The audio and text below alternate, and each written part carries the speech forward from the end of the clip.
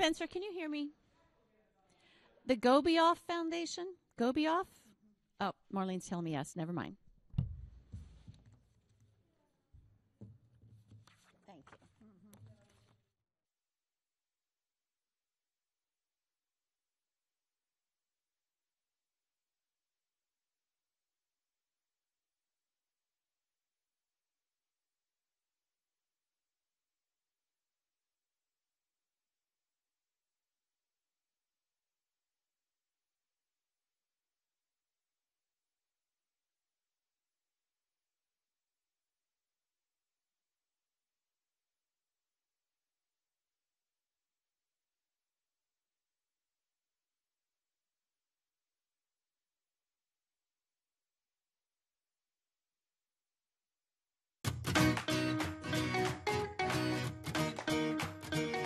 Welcome to Give Day Tampa Bay 2018, live from the WEDU studios at the Berkman Family Broadcast Center.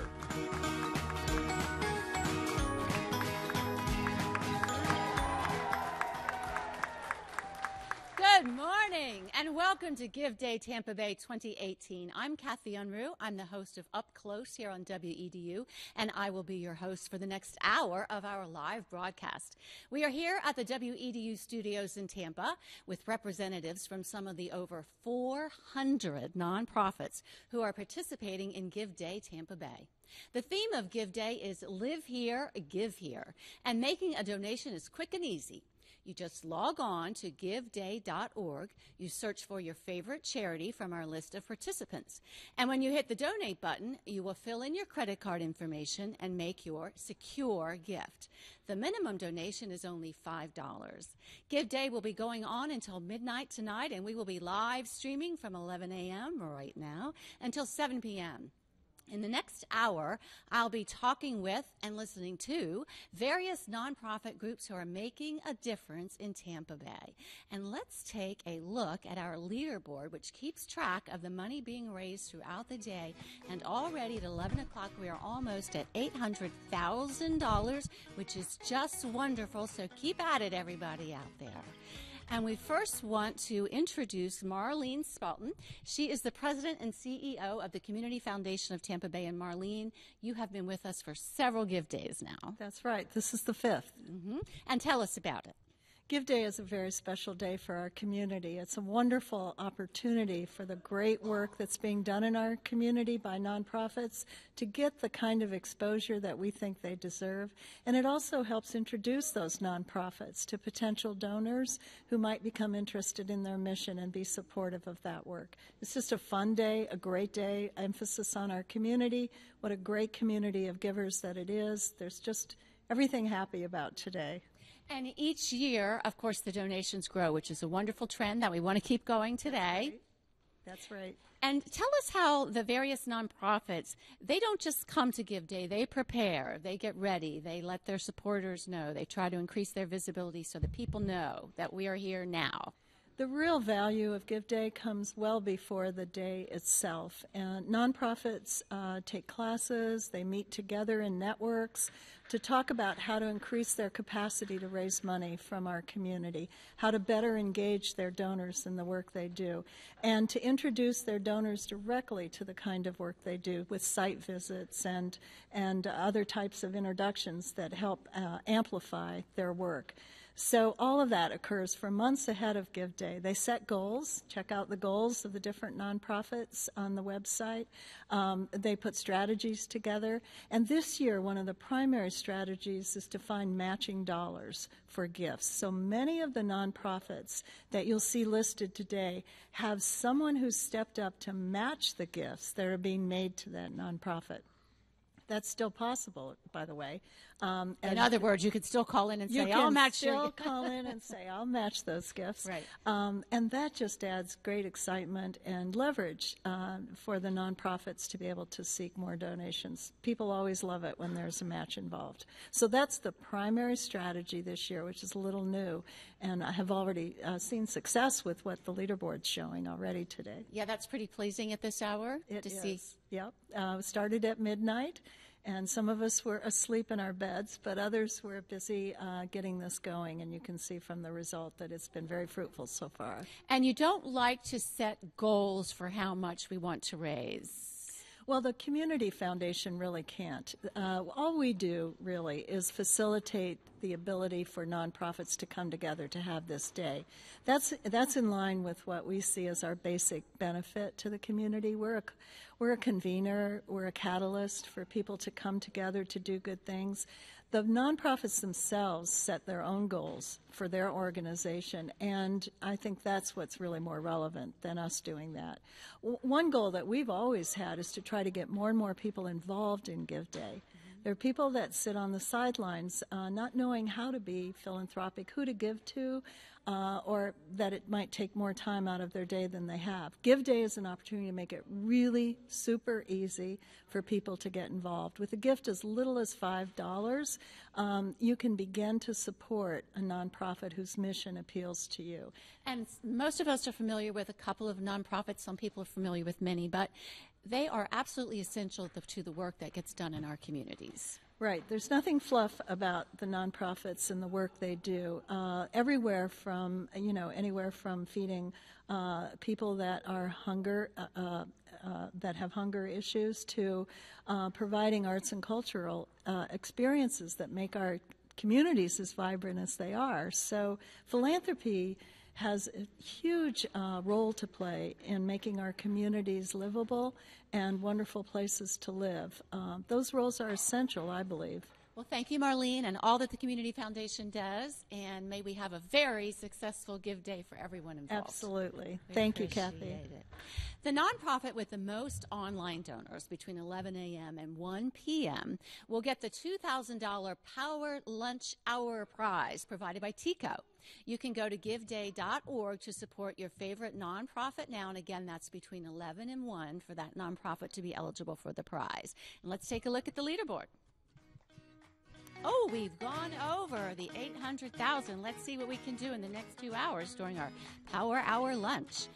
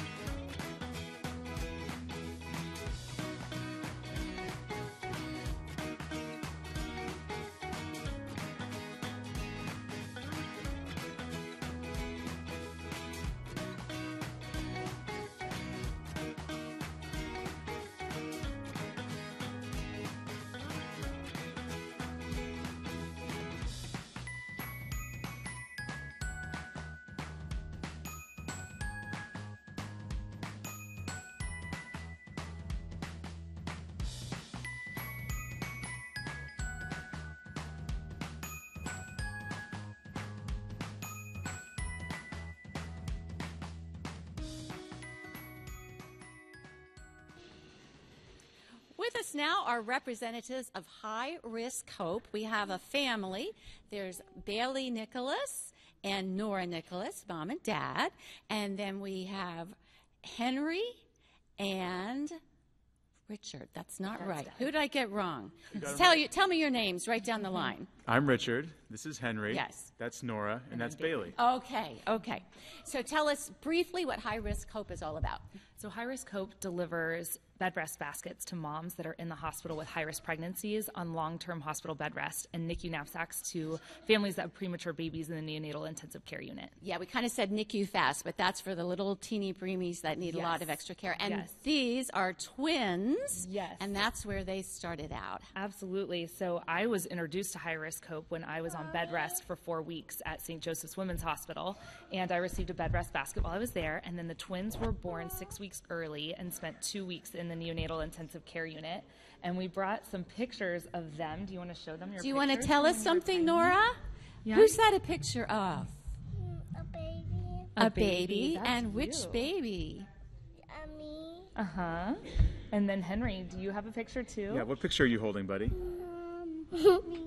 That's right. Wow. I know. They were very small. We even brought some of their little Can you clothes. hold These up are your little sweater, sweetie? That's what you wore when you were a little tiny Do baby. you want to hold yours, Henry? So when they were, they look like doll clothes. Look at Preemies this. are born, and they were actually big Can you believe preemies. you She used was to wear 4.5 that? pounds, and he was 5.5 pounds. And they still were that tiny. Isn't that So silly? did you have any idea that they were going to be so premature? I knew that I was high risk to have a premature birth because of my twin pregnancy, but I had no idea that hospitalized bed rest was something that wasn't even an option in the cards. And it's a very isolating experience for many of our families. I was fortunate enough to have my family close by and around me, but a lot of the moms that we support don't have family in the area or don't have anyone that's able to bring them the necessities that they need for a long-term hospital bed rest. Had you known about high-risk hope before you? No, I did not. I didn't know about the organization, and one morning I woke up and I had this wonderful bed rest basket in my room, and it included everything I needed from a blanket to hand wash and chapstick because the hospital is so dry, to a cup for water because any woman who's in preterm labor, they encourage you to drink as much water and to stay hydrated. And so there were all kinds of items in the bag that I had no idea I needed. But even more important than the items for me was the hope that we were able to see through the stories from other families from high-risk hope. One of the things that we include in the NICU knapsacks and bed rest baskets is our baby calendar, and it's a similar format to what we have here with a picture of the babies from when they're in the NICU. And then a picture now, and we have their little stories in here as well. And I want to get to why this is so important for the people who are in the hospital. Why was it so essential for you? It was so essential for me. The studies have shown that the lower a woman's stress level is, especially during a premature or during a high-risk pregnancy when she's on hospital bed rest, the longer she can remain pregnant. And every day that a woman remains pregnant is 3 fewer days in the neonatal intensive care unit for her baby. Premature infants are at risk to have long-term complications such as blindness and cerebral palsy. And so we really want to provide that optimism and hope to those moms so that they can remain calm while they're on bed rest and see that there are happy endings to what is often a very stressful situation. And Dad, what was it like for you? I was just there to support her and try to encourage her and keep her calm and not worried. And probably really glad to have the assistance from high-risk hope that you hadn't expected. For me personally, the thing that I remember the most, she went how many weeks were you when you went on bed rest? I was 28 weeks pregnant. She was 28 weeks pregnant and went into labor at 28 weeks, and so we were hospitalized immediately. And you've had a marvelous outcome, and I cannot let you go without asking. Oh, yes, about the flower crowns. So for Give Day Tampa Bay, High Risk Hope will be in Hyde Park Village all day long. We're doing a wonderful array of May Day celebrations because today is May the 1st. So we are making flower crowns for kids. We've got a maypole set up. Okay, good. We have So all you're kinds of fun really entertaining people while you raise money. Well, Yes. you do a great job. Thanks for being with us. Thanks, Thank you you. guys. Can you say Thanks for bye? being with Say us. thank you. And while our next guests are being seated, we're once again going to go back to our leaderboard where we'll get an updated total throughout the day on your donations.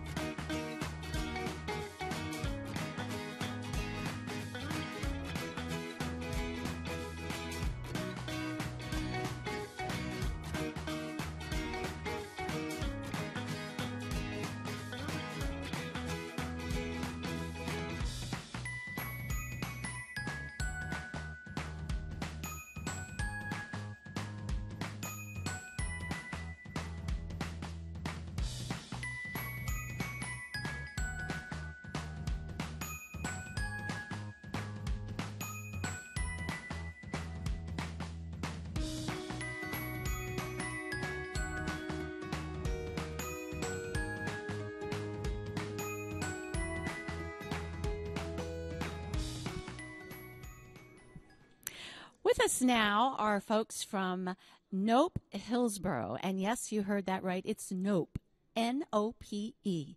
Beth and Angela. Beth Butler, tell us what Nope stands for. NOPE stands for Narcotics Overdose Prevention Education. We go into every Hillsborough County public and private school, if they'll allow us, middle school and high school level, and we share how to help fight this epidemic that has gripped our nation, our state, and our county. And these children become empowered.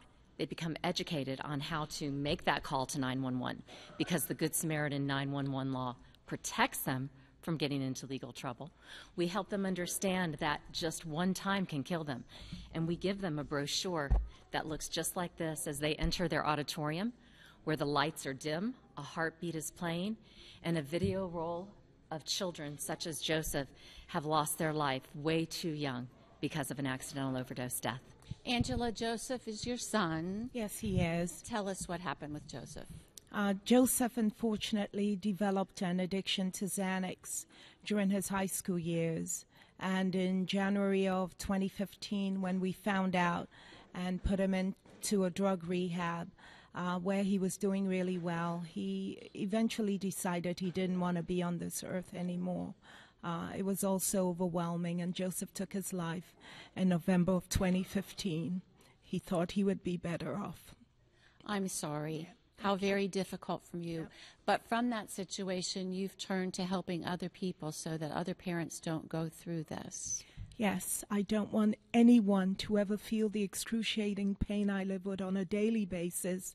A friend of Joseph's actually attended Sickles High School with him, and she was getting ready to graduate when Nope gave a presentation there the weekend before prom.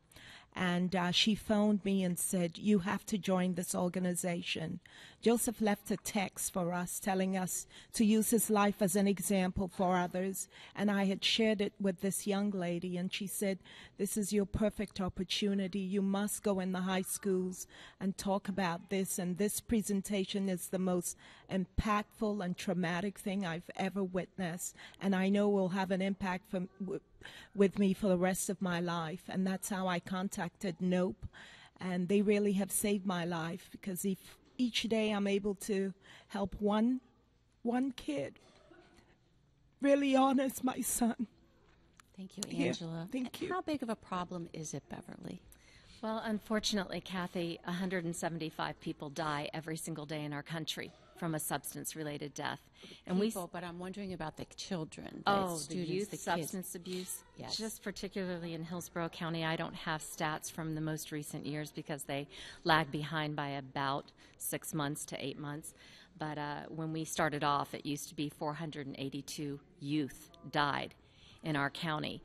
Now, since we've been presenting this for 6 years, that was 6 years ago, we are down to 192 youth dying from this epidemic, this addiction, And this you attribute disease. that to education? And There's a lot of education going on, not just with NOPE, but with HCADA and other organizations around our community that just help give families hope that this is a disease, and it's a treatable disease.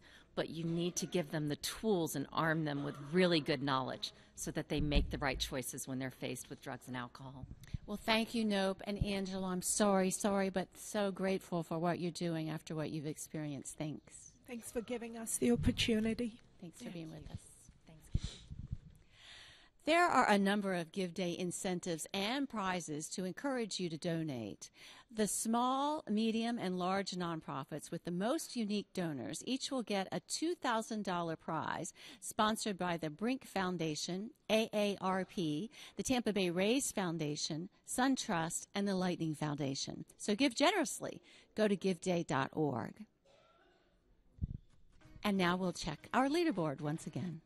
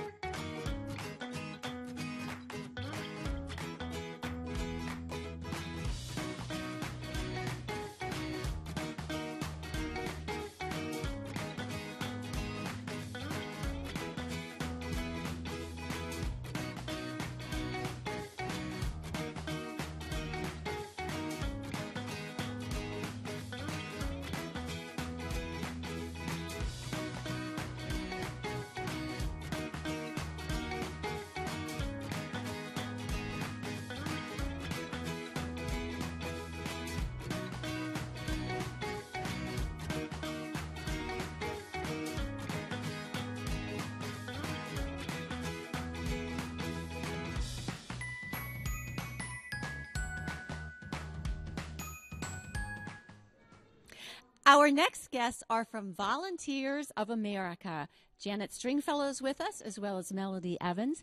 Tell us about Volunteers of America, Janet. Thank you for the opportunity. We're a faith-based organization that is called to serve the most vulnerable.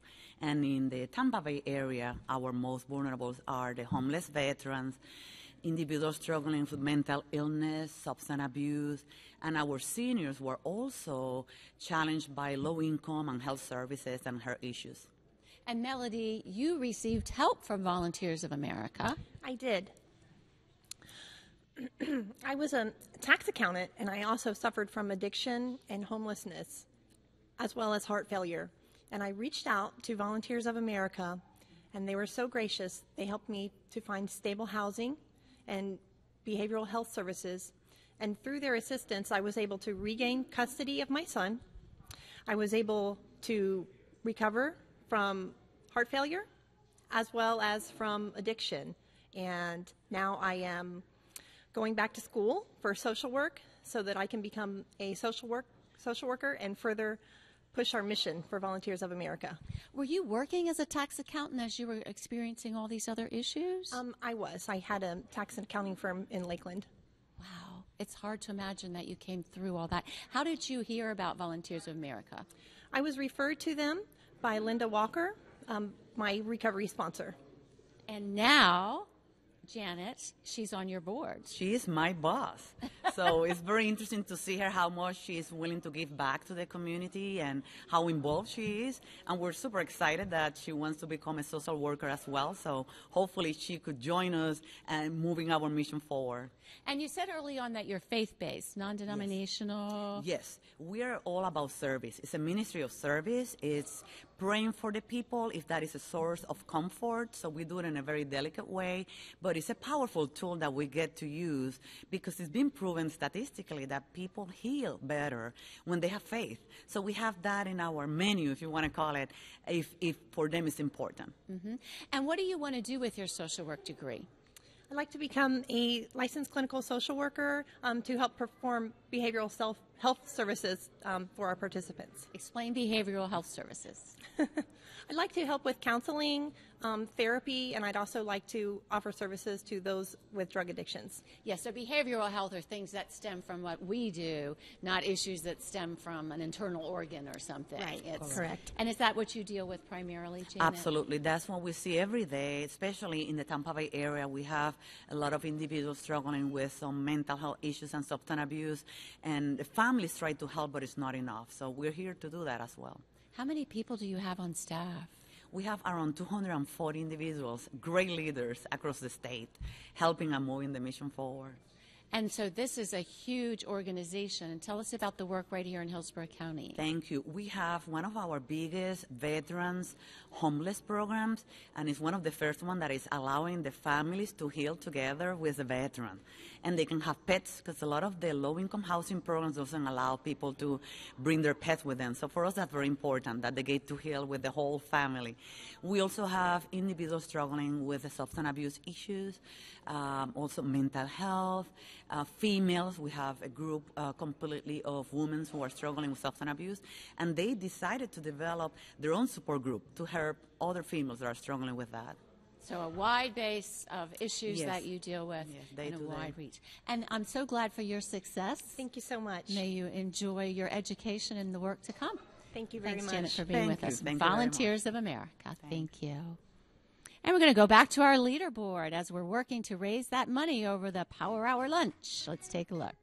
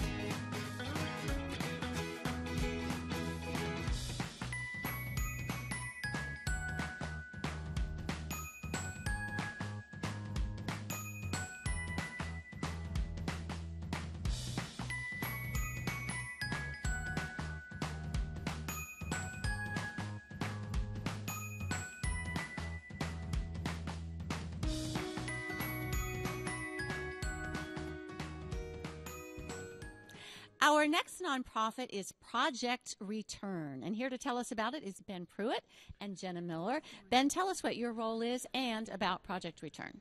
Yes, I work with the development team with Project Return, and Project Return is dedicated to improving the lives of people recovering from mental illnesses through educational, vocational, supportive housing. And we've been serving the Tampa Bay area for in excess of 30 years. And Jenna Miller works with one of our most active programs, and that's our art program, and which has been legendary in this community. And we're going to talk about the art program in a minute, but you have several programs. Art is just one of them. Yes. There's vocational assistance, there's supportive housing, there's assistance in connecting our members with other services available throughout the community, again, to improve their quality of life. And it's called Project Return for the obvious reason, I would assume, to help them return to mainstream society and return to productive. And return to a quality of life that is more the norm, if you will. And Jenna, we have some work with art here. Tell us about this program. Yes, ma'am. So at our facility, we have tons of very prolific artists who are constantly engaging in work. Ben had mentioned we have been around Tampa for over 30 years, and some of our members have been here for 20 plus years. So we have a couple of examples here of artists who have won a couple of awards with the Hillsborough Arts Council, artists that are very resourceful, that kind of bend these ideas of creativity. And really, in this community that we work with, creativity knows no bounds, and it's a amazing tool of independence and self-expression.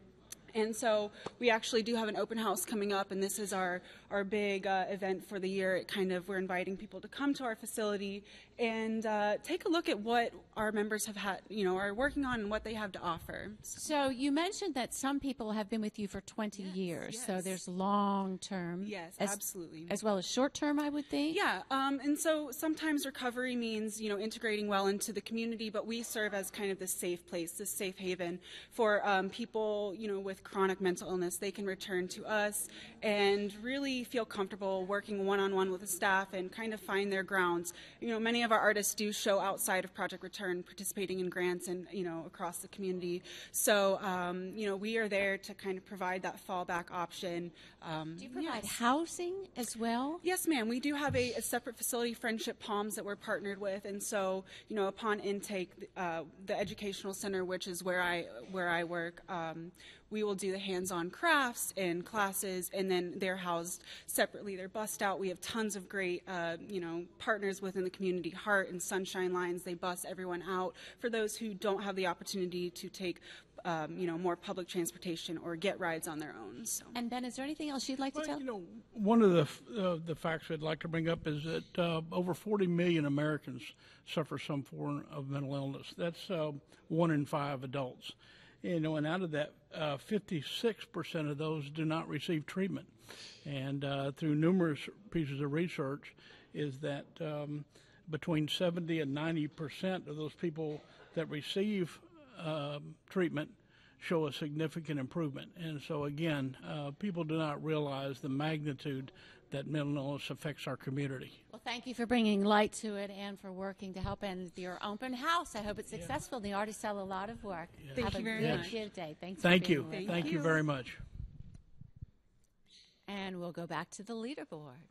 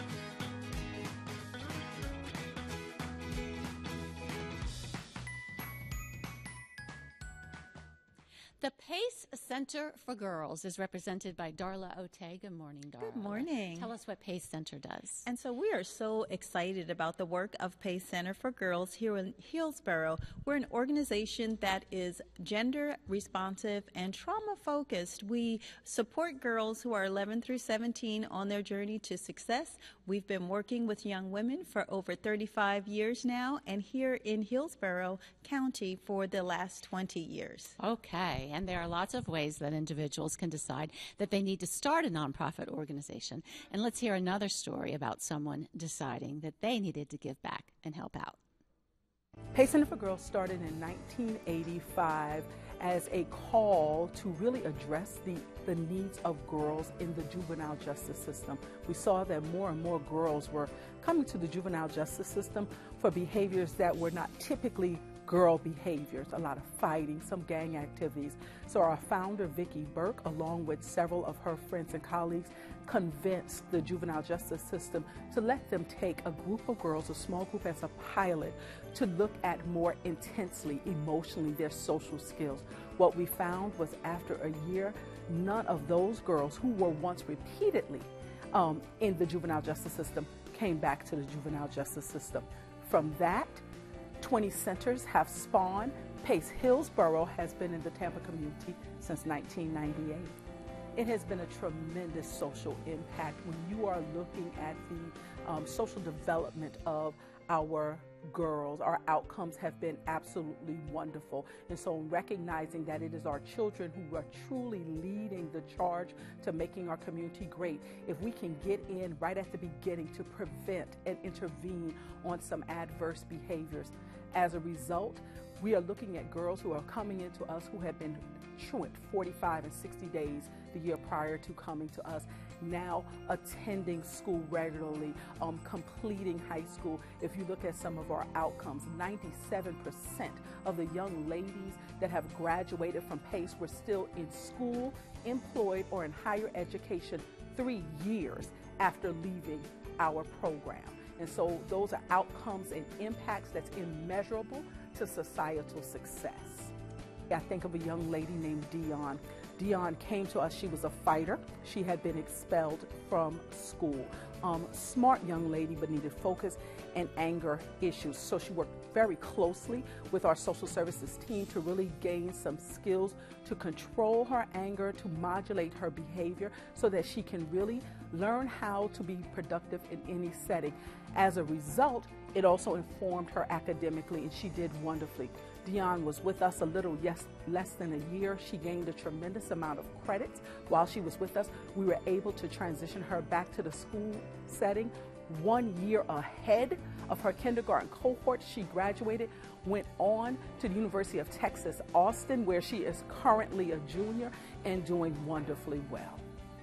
When you are looking for a program that has a proven history of success, when you are looking to a program that says, hey, how is this going to impact our community, that has the opportunity to shape your daughter, your granddaughter, your neighbor, that person living next to you, that person living around you, when you say, I want to make an investment in the youth of our community because I want to make sure our community is strong, is solid, is informed with resilient and self-sufficient young women, then you're looking for PACE. And from PACE Center for Girls, we're moving to Suncoast Hospice, and with us is Candyl Eister. Hi. Your name is unusual, Candyl, C-A-N-D-Y-L, very pretty. Thank you. You are the digital coordinator? Yes. Tell us what you do. I primarily work for, do social media and digital for Suncoast Hospice. So you're probably the guest with us today because you're utilizing social media for Give Day, I would imagine. Correct, yes. And in what ways are you doing that? We're through our social media platforms, Facebook, Twitter, Instagram.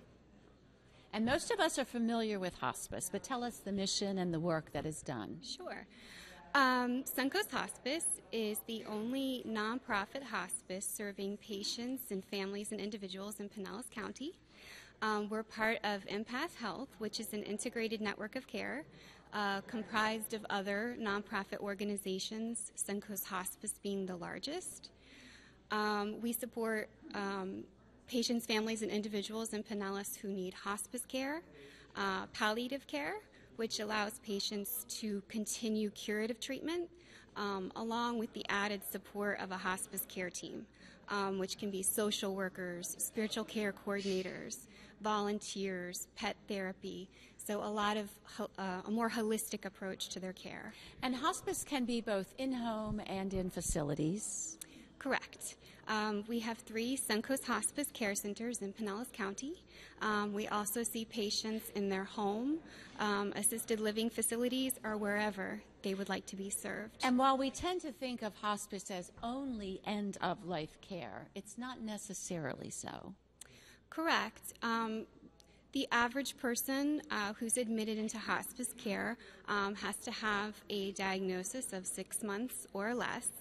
But Suncoast Hospice also provides other services as well, like palliative care, for patients who may not be ready or have quite a terminal diagnosis. This allows us to help them and just be an added layer of support for them and their family during a very difficult time. We also have supportive services for patients with chronic illness. We also offer regular home health, so not hospice home health, but palliative home health for patients who need it. And palliative briefly just means? Palliative means basically it's primarily to control pain. Yes. Pain management. We might call it the comfort care. Yes. That a lot of us have become familiar with Barbara Bush's passing. So choosing comfort care. Absolutely. Well, correct. thank you for all you do, and I know you're going to have a busy day since you're the digital coordinator. Yes, you're going definitely. to be on social media so. till midnight. Yes, I will. Okay. Kendall, thank you all for right, being thank you. here. Thank you. And we will once again go back to our leaderboard to see how we are doing in raising money for the many worthy nonprofits that we're featuring today.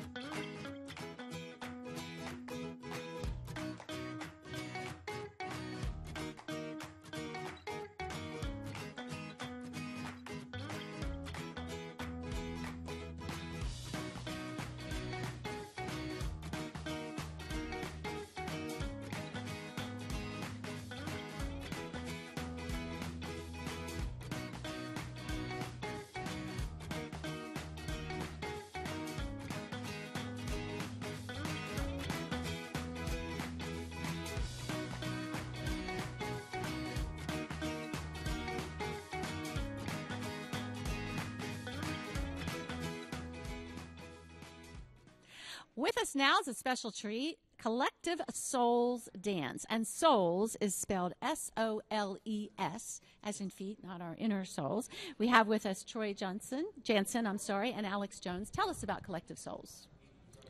Collective Souls Arts Group. We're a non-for-profit arts organization, and our mission is to share dance throughout the Bay Area and beyond, and make the arts accessible to everybody. Why dance?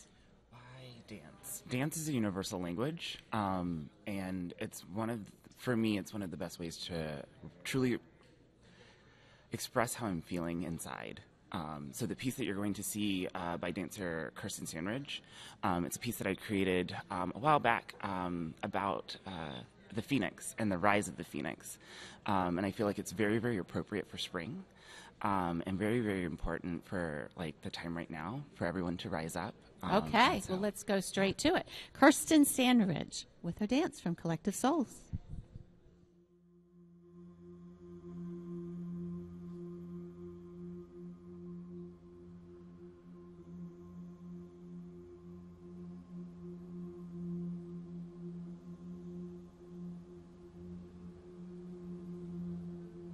Love the cold, love the way you're waiting.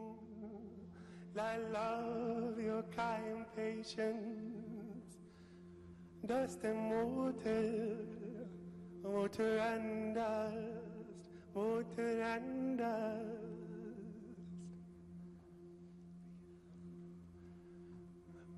And no, how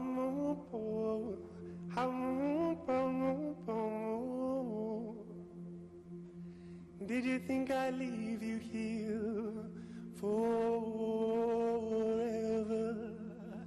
Oh, no, no, Hallo, no. Dus de moeder anders.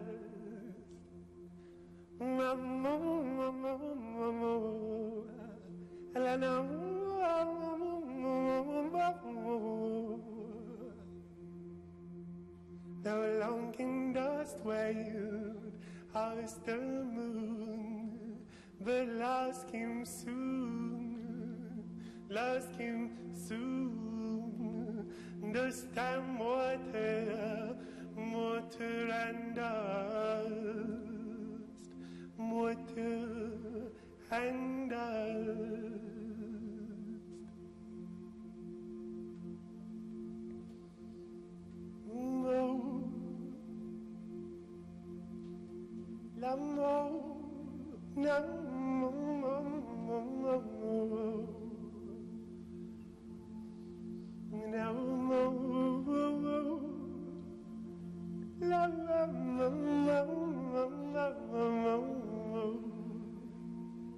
Understand water and dust.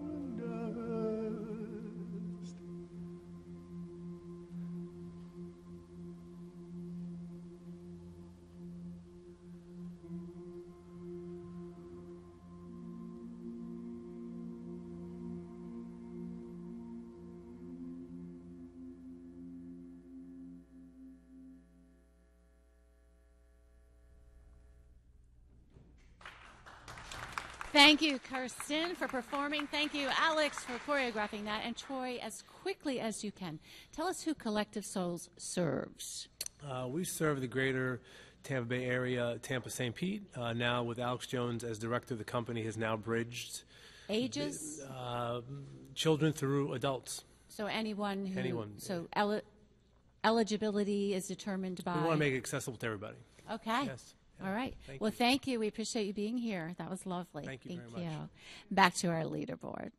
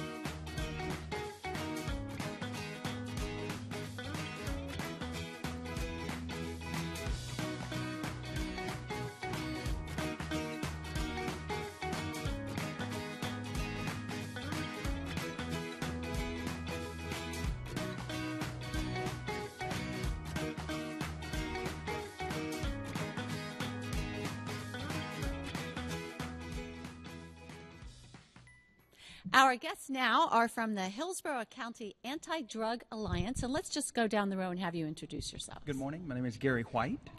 Good morning. My name is Denise Birunge Evans. Good morning. My name is Carly Marshall. Good morning. My name is Nicole Araujo.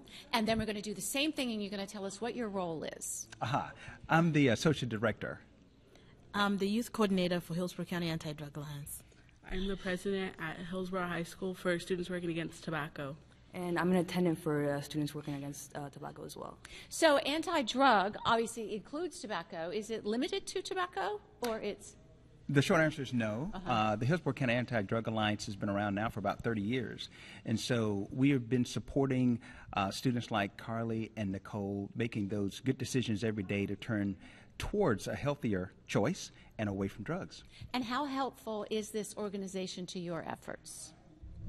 Extremely helpful. I mean, exactly other members of our committee right now, they've impacted very greatly because they also have family members that experience or have experienced drug abuse, and when they don't have an outlet to look forward to, they can come to us and we can lend a hand. It's impacted us greatly. Most of my friends now have like different ways to hang out instead of doing drugs or going to like parties. Hillsborough County Anti-Drug Alliance has been very helpful having most positive activities for our youth through the social marketing campaign called Friday Night Done Right. So basically what we do, the last Friday of the month, we take the kids to do something fun. We want to show them that you can have fun without doing drugs, and that's something that we do collectively together with other students that don't have opportunity to hang out with others. And we have some pictures now on the screen of some of your activities. It sounds like you're busy all the way across the county and on many different fronts. That's right. As a matter of fact, one of the things that we always try to highlight is that the majority of our youth in Hillsborough County are making the right decisions. And so one of the things we try to do is, like Denise said, is to provide that positive outlet. There are different community service hours that Nicole and Carly have participated and benefited from. The National Drug Take Back, for instance, this past weekend, we collected nearly a half ton of getting drugs off the street and really disposed of. So that's a really good thing that our youth and parents can get involved in. So donors today can really help with transportation.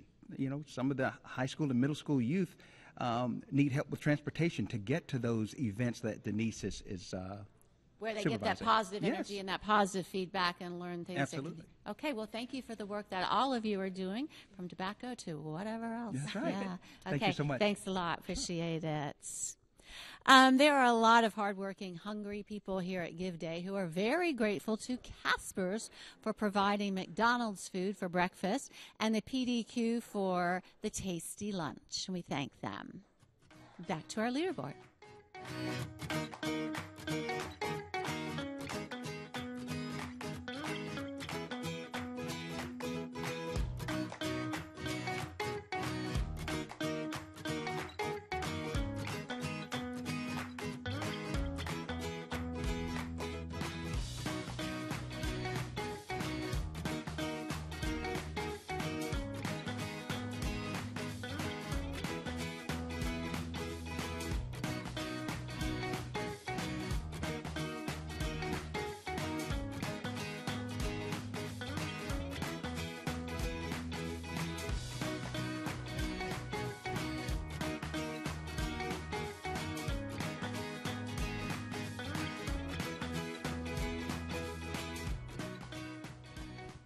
Our next nonprofit is Project Prosper, and we have with us Maxie Wood and Nelson Gonzalez. Tell us first what your roles are with Project Prosper. Sure, I'm the programs manager for Project Prosper, and Nelson is one of our program participants. Okay, so the program is? So we actually have two main programs. We offer free financial literacy classes to immigrants and refugees throughout the Tampa Bay area, and we also have a small, no-interest microloan program for qualified immigrants and refugees. Nelson, where did you immigrate from? Venezuela. And how long ago? 3.5 years, I guess. And how helpful was this to you? Did you have no idea of the American economic system or what? No, I didn't. Now, thanks to Project Prosper, I know about credits, mortgages, pretty much, for starters. How did you find them, or how did they find you? Actually, they went to a school, Pal Harmon Community College, and my wife, she was studying English there, and they introduced to her, and that's how I found out about Project Prosper. This is not something that comes to the front of our minds these days when we think about immigration and refugees, but yes, learning how the country works economically. Exactly. So, when you move to a new country, you really need to know three things. You need to know the laws, the language, and the economic system. So to have an organization like Project Prosper in Tampa Bay, where we go to where they already are with volunteers and teach them subjects as basic as, this is a checking account and a savings account, this is credit, this is how you use it wisely, how to protect your financial information, and the most important is how to budget your personal finances. It's huge to someone who comes from a country where maybe they didn't have to do that. So we are essentially empowering our students and our participants to make wise financial decisions and helping them to become positive contributors to our local society. Are there age limits or any kind of limits on who? We teach adult, when we teach our classes, we teach adult English language learners. There are times when we will go into the high schools, but mainly we stick with our mission and teach ESOL, but that could be as young as 17, 18, 19, so adults. And Nelson, what's the biggest thing that Project Prosper has done for you? Well, they offered me a loan, and that loan was for giving the money to buy my first car. To buy your first car? Yeah, and that thing expanded our horizons big time, so we can get jobs away from home and all those things. So it was cool. So things are going well for you and your wife? Yeah, I think so. I like to think so, yeah. Okay. Well, it's been good to meet you, and thank you for enlightening us on that aspect. Thank you. Thank you for having us today. Project Prosper. Thanks for being with us. And we will once again go back to our leaderboard and see where we stand.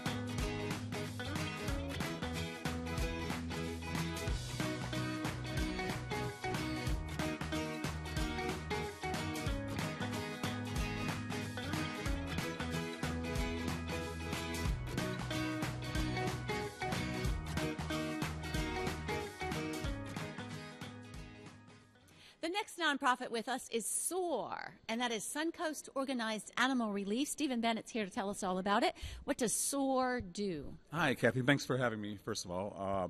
SOAR is, like I said, Suncoast Organized Animal Relief, and our mission statement, which says a lifeline for all rescue animals and rescue organizations. And that's what we do. We do not take in the live animals. We raise money for not only rescue organizations, but for individuals as well. A lot of people don't realize there are hundreds of, they know all the big organizations, but there are hundreds of rescue organizations in the Bay Area. Small ones. Small ones that fly by the seat of their pants. They work out of their homes, out of their garages. And they need everything from kitty litter to food. And that's what we do. That is what we do. We do food drives. We raise food, supplies, funds, help with vet care. And we're not just, as people can tell from our logo, we're not just dogs and cats. We also are for our sea life. We do beach cleanups. We have one coming up May 12th, Saturday from 9 to 12 at Gandy Beach. We're going to be cleaning up. So if anybody wants to come out and join us, we would love to have you. Again, we have people calling us for, like you said, kitty litter, pet food. We had a woman recently whose daughter dropped off 2 grandchildren and 4 cats and took off, and the woman's in a wheelchair, had fixed income. We supplied. So an organization like yours, while you do not have the actual animals, you are contributing to the rescue and adoption of animals because you're providing for them before they reach their forever homes. We're building a foster database, so when a rescue organization gets a load of dogs or cats from a puppy mill or kitty mill, they're in need of fosters right away. They're going to be able to call us. We are incredibly excited. We are just a few $1,000s away from opening up our first pet food bank in the Bay Area. That will be in St. Petersburg, but it will be available to the whole Bay Area. For people to come in. And we have some pictures, I understand. Yes, please. So this is just one of our campaigns. We have a Fedora hat celebrity campaign where celebrities are signing them, and we will be auctioning them off. I see Sophie Loren. Sophie okay, Loren, we've moved John on. Travolta. There's a picture of the beach cleanup that was Gandy Beach another time. We've done Clam Bayou. We've hauled away thousands of pounds of garbage and recyclables. And I was very glad to see in the green room here that WEDU has a recycling bin, which was I love it. So thank you very much. Caring for the animals is caring for the planet, is caring for the animals. Exactly. And we are teaching children as well. We're going to be putting programs into schools to teach very young children about how our fish and dolphins and manatees and sea turtles need to be protected and how important they are to the ecosystem. So. Okay, well, we thank you and good luck. Thank you very much for having outstanding. us. Thanks for Appreciate being here. it. SOAR. And once again, to the leaderboard.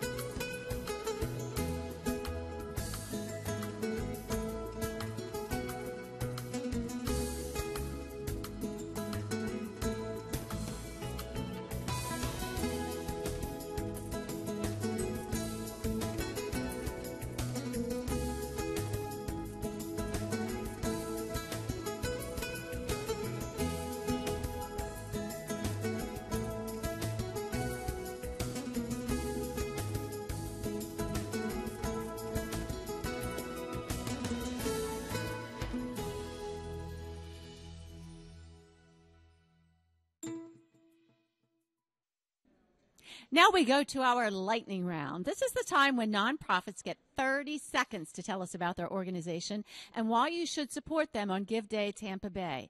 30 seconds goes really fast, so Blanket Tampa Bay, Beth Ross. Hi, my name is Beth Ross. I'm with Blanket Tampa Bay. We are a nonprofit. We work with the homeless.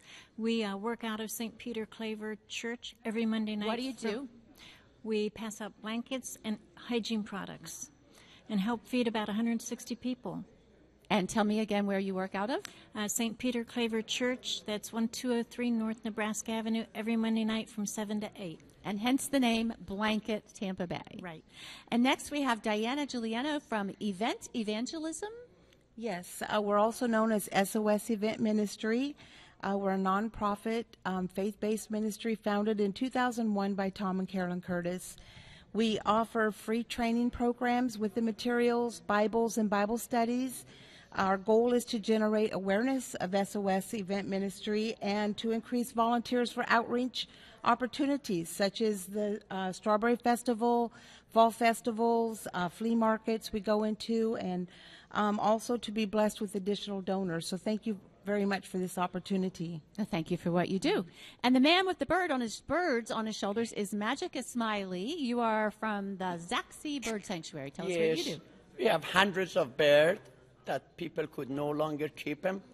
So we are looking for a sponsor, foster home, or if anyone wants to adopt them. We are a 501c nonprofit. We voted best in the country, but we cannot do it by ourselves. Approximately how many birds do you have who are looking for homes? We have about 300 birds that need home and 300 birds on waiting list. We cannot take them. But if we can find a sponsor for them, many of them are not adoptable, but they want attention, but people could no longer keep them for different reasons. Where are you located? We are in North Tampa by Citrus Park. Okay, Zaxi Bird Sanctuary. Yes. Thank you all for being here. You did a good job doing your 30 seconds. We appreciate it on the lightning round. And that wraps it up for this hour of Give Day Tampa Bay. But stay tuned next hour for Jeff Simon, who will be hosting our live program.